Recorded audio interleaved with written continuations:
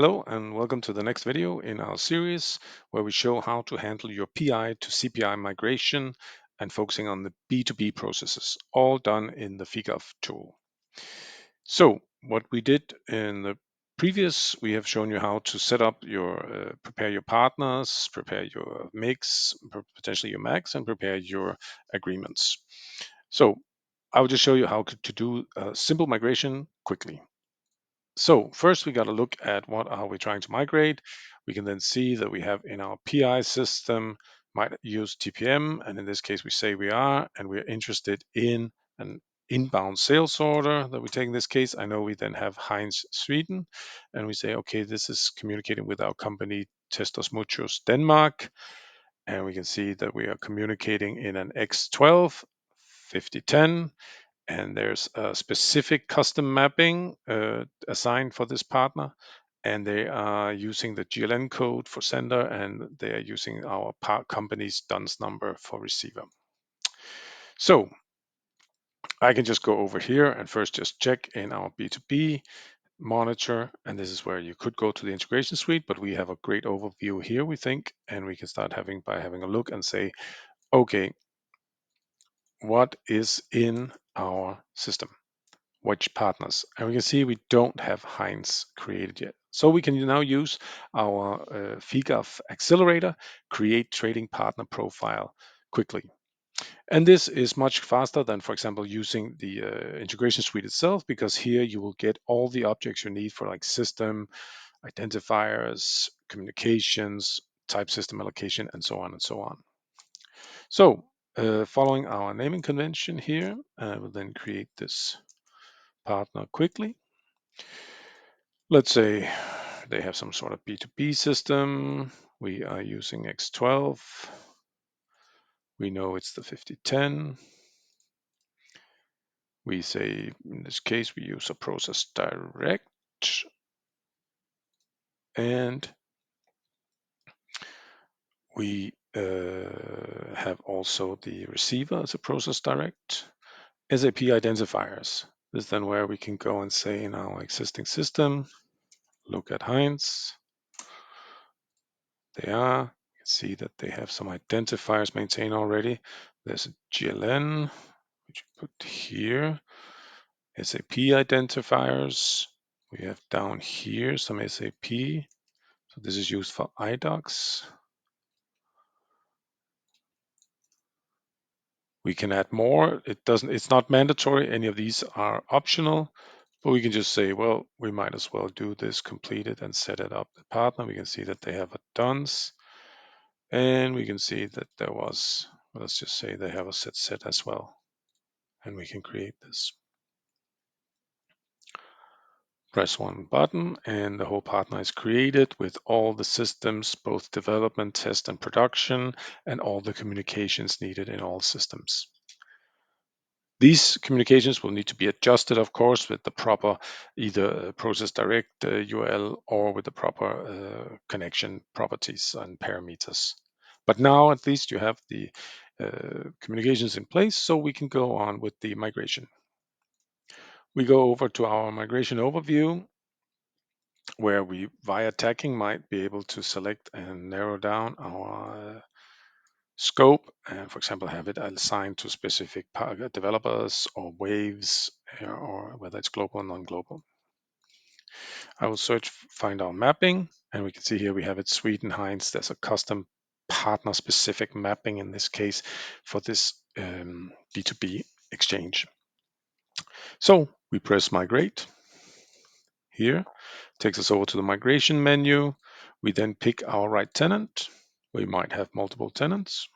I'm going to use the same where we already have the partner, which means that then here I should be able to then say, okay, here I should be able to find Heinz. We have also a search, so it can quickly be searched out. Similar with the templates, you will now see the templates for the company. You can see that this is all for the parent Denmark company, which is our Aloha Solution Group. We changed the name of the company in the meanwhile. So we say we need an order, and again, you can use a quick filtering here to find out our inbound sales order X12 format for our parent company B2B. That's the template we want. And within this template, you can see we have multiple scenarios depending on what version you might be using here. And we say, well, we are using the 5010. Then the development systems are by default selected from our development of the company picked up here, the development system of the partner selected here. So again, we can just say then, well, we know that this partner is using X12. This is then the details that we added when we created the partner using the FIGAF accelerator. And we have here identifiers where it says they are going to use GLN codes.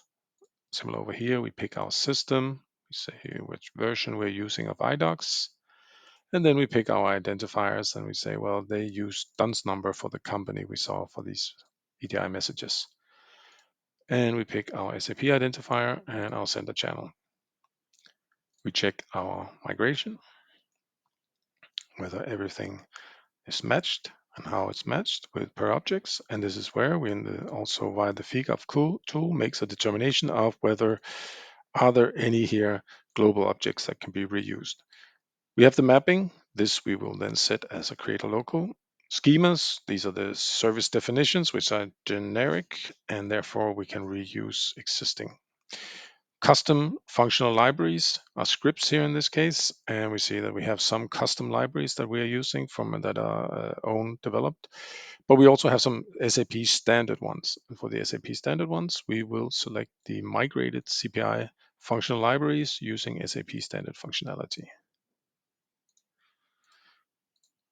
These might have been migrated a couple of times, so we will have to select the appropriate version of it here that we have. And I can check again if that is then all correctly defined.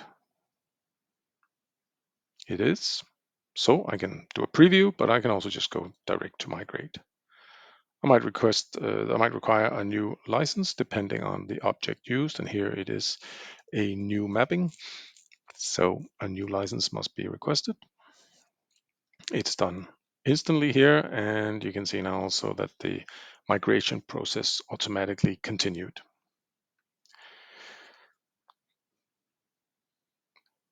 We have now a custom iFlow created using the naming convention of using the template followed by the the customer's short name and then a constant postfix indicating that this is a main flow, a main custom flow for the mapping for the agreement as well. The agreement is also created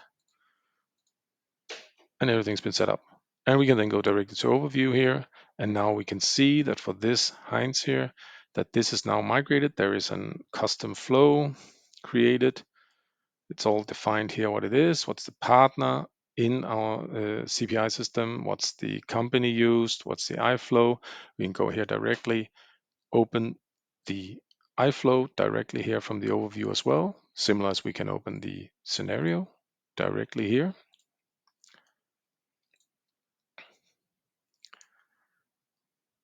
And as you can see here, we have our custom iFlow not deployed yet, just created. There's some mapping, everything is in place. I'm just going to deploy it right away. That is then triggered for deployment.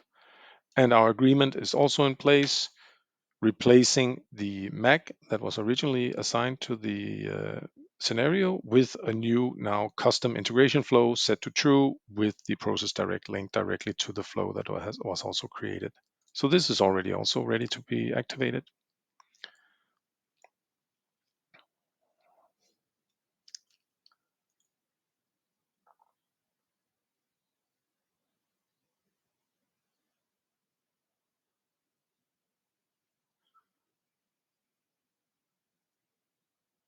Takes a little while.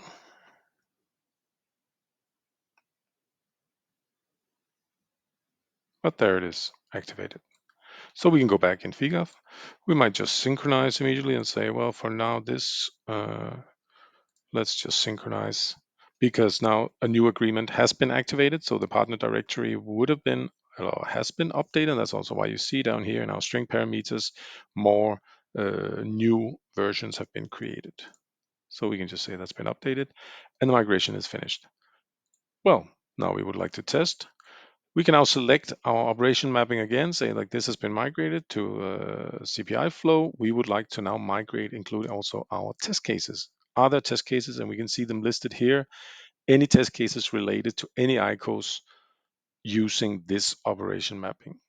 And we can see we have some generic ICOs here. There's one generic ICO where this mapping is used. And we see here the different partners that are using this ICO, and one of them being Heinz. So we can say then, okay, for Heinz, there's actually two of them. So we say, okay, we have multiple test cases and we would like to migrate both of them. We migrate to CPI. I'm going to add to an existing suite. I have one also for SAP CPI EDI Orders X12 suite. And I'm just going to save. And now these two test cases are also migrated here, and I can just trick them. I can see in the same suite, I also have a test case for Apple Sweden. And all of these I can just run now test and do now my regression gap analysis, finding out, okay, what gaps are there? Is there anything that needs to be adjusted in the mapping? Was there a lookup or something that needs to be checked? And back in my overview here, of course, now Heinz is now a partner that you can see, and the scenario also in here where you can see all of your partners, and you can see if you want to filter immediately, we say, okay, I was trying to find Heinz. Here is Heinz. Here is the company. I can add additional parameters and get also the company code, the country of both the company and the. So we can see now filter by different companies, what they're doing or business and with who. You can see all the details about the parameters used within it, what kind of type of adapter and connection, and you can see whether they are using a MAC or whether they are using a main flow, a custom main flow with a migrated mapping. And you can also see if there's pre-flow or post-flows. All the details in here, you can also see what has been activated or whatever, and everything can be accessed here. And you can go, for example, jump immediately to your custom flow that we have here, and that will link you directly over to your Heinz custom mapping flow,